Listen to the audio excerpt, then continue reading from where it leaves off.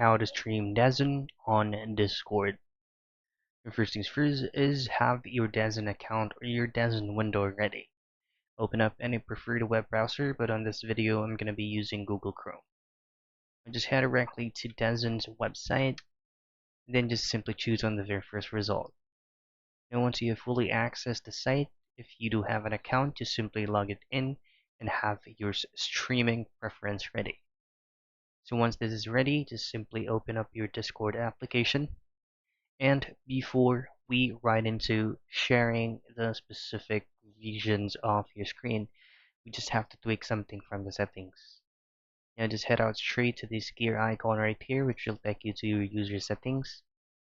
And then in here, just simply scroll down a bit until you find streamer mode. And here, just gonna make sure that your streamer mode is enabled so that it will not be on a black screen.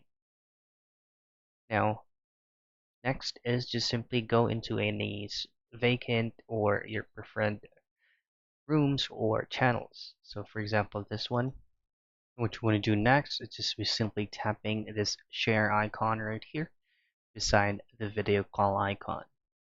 Once you tap on that, it will automatically be redirected to any open applications that you have on screen.